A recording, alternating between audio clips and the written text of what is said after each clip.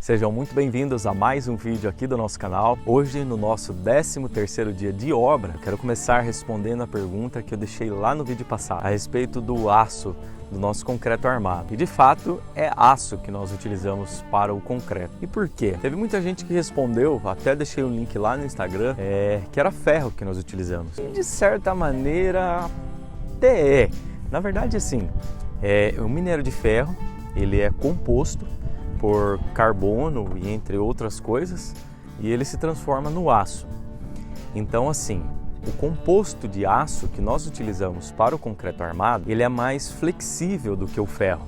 O ferro, ele é mais duro, é mais rígido. Já o aço que nós utilizamos no concreto armado, ele não pode ser tão rígido, porque numa movimentação estrutural, por exemplo, ele pode se romper de uma vez. Já o aço que nós utilizamos, o aço de construção, ele é maleável, apesar dele ser bem resistente, ele é maleável, ele aceita uma certa movimentação estrutural sem um rompimento. E isso é levado em consideração na hora do cálculo estrutural, que nós chamamos de taxa de escoamento, o escoamento do aço, né? O quanto ele resiste numa possível movimentação, numa possível torção, enfim, em vários outros movimentos aí que a nossa casa acaba absorvendo, que a nossa obra acaba absorvendo. Legal? E para você que quer conferir aí seu aço, o aço da construção, ele possui 3 classificações normativas, que é o CA 60, o CA 50 e o CA 25. Essas 3 classificações são levadas em consideração na hora do cálculo estrutural pela sua dureza. E a norma classifica cada bitola de aço ser possível aplicar essa dureza.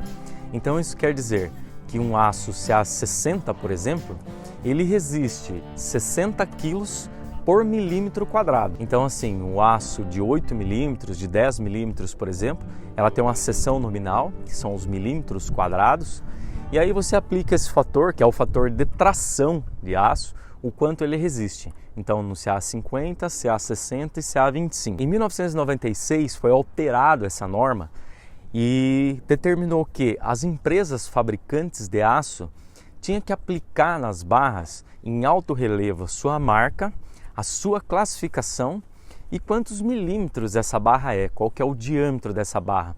Até é muito comum o pessoal aí da antiga usar polegadas, então barra de 5/8, 3/16, é uma série de medidas aí que o pessoal acaba usando. Mas hoje a unidade de medida utilizada no ferro é milímetro. Então, se você vê alguém aí falando em polegadas, não está errado, mas você pode ver que o pessoal aí já é mais antigo de obra, já é de outros tempos. Legal? Então, eu vou mostrar aqui para vocês um pedacinho de ferro que eu peguei. Esse aqui é um CA 50, é uma barra de 10 milímetros. Esse aqui é um pedacinho que nós usamos para marcar aí a posição da nossa fundação. Nós usamos como referência, né? Então eu peguei de lá, você pode ver que está estampado aqui CA 50. O CA nada mais é do que concreto armado. Tem alguns ferros que são utilizados para concreto protendido, ele vem estampado CP, mas é um outro assunto. É um assunto para um próximo vídeo. Fechou? Questão aqui da armação da nossa obra é aço e não ferro, beleza? E dando continuidade aí na obra de hoje, nós vamos realizar a concretagem das nossas estacas, vamos finalizar o apiloamento, eu vou botar aí na tela para vocês o processo de apiloamento, o processo de socar, deixar mais duro lá no fundo e a concretagem em si. Agora na concretagem é muito importante a conferência da resistência específica que está solicitando o projeto. Aqui no nosso caso está solicitando um FCK 25. Isso quer dizer, o concreto ele resiste 25 kg por centímetro quadrado. Então, na nossa fundação, aplicando um FCK 25, não está determinado no projeto SLAMP, tampouco se é brita 1 ou brita 0.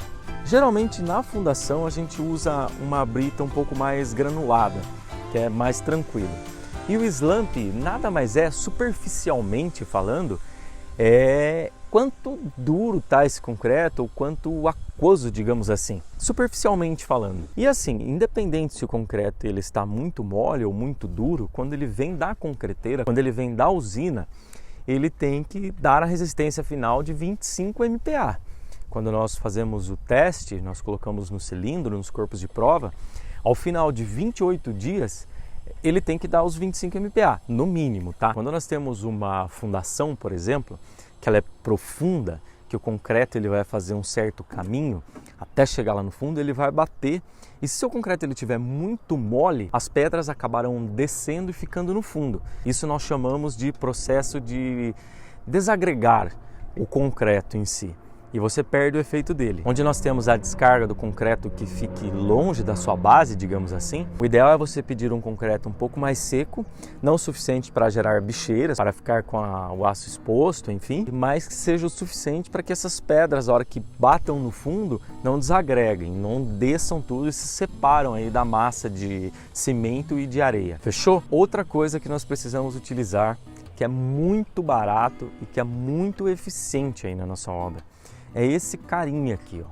Isso aqui nada mais é do que um espaçador plástico. Isso aqui faz com que a nossa ferragem não encoste no barranco na hora da concretagem e até na hora de descer essa ferragem, até na hora de colocar essa ferragem no buraco.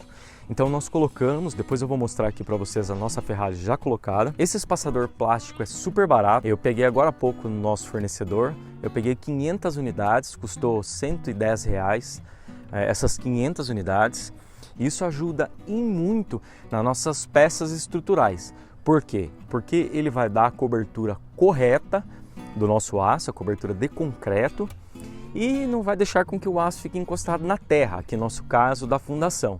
Na hora de executar pilares, na hora de executar vigas, a mesma coisa. O espaçador ele não deixa que o aço fique encostado na madeira e dá o espaçamento de concreto, dá a cobertura de concreto ideal aí para suas peças estruturais. Fechou? Então tá aqui a nossa armação, tá vendo? Todas elas já estão com espaçador plástico, o pessoal aqui executou. E agora vamos lá, depois do apiloamento vamos colocar o aço lá na nossa fundação e começar a concretagem. Acompanha aí. Aqui nós estamos colocando a ferragem no local e nós contamos com o auxílio do nosso gabarito também. Nós esticamos uma linha de um lado para o outro. Aqui está o nosso furo, onde ele está colocando a ferragem e nós vamos galgar essa ferragem a partir dessa linha. Então nós estipulamos uma medida padrão, onde vai ficar todas as estacas niveladas e a partir do nível desta linha nós galgamos todas. Então tá aqui, nós colocamos um toquinho aqui virado e tiramos com a trena a medida e levamos lá na ferragem, a partir da linha, através do nosso gabarito, né? E daí nós vamos tirando a medida lá da ferragem e regulando todas, para que todas fiquem na mesma altura. Então tá aí, todos os nossos pontos, todas elas que têm esses pedaços de pontalete, né, já estão todas amarradas e já estão todas no nível, estão todas prontas aí, só aguardando o nosso concreto agora. Uma coisa muito importante para vocês verificarem aí, tá vendo esse caminhão que está indo embora? Então, veio o concreto errado, com a resistência errada, conforme está especificada no nosso projeto. Então, em conferência com a nota, eu entrei em contato com a usina que fornece para a gente e falei com o pessoal. Aí eles estão mandando o caminhão embora e vão carregar um outro concreto para nós e vão mandar para cá. Mas assim, fiquem espertos, confira certinho na nota se veio o FCK solicitado, porque senão podia dar um grave problema aqui. Agora sim, 30 minutos depois, chegou aí o nosso concreto. E agora vai, concreto certinho, bora concretar a fundação.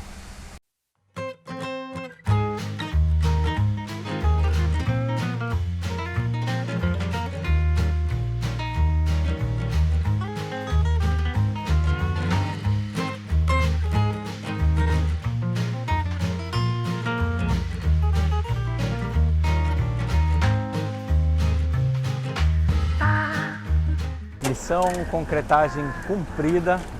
Eu vou encerrando por aqui na concretagem da nossa última broca, da nossa última estaca, finalizando o 13º dia. E é isso aí, se você não é inscrito no canal, se inscreva, deixe seu like, muito obrigado e um grande abraço.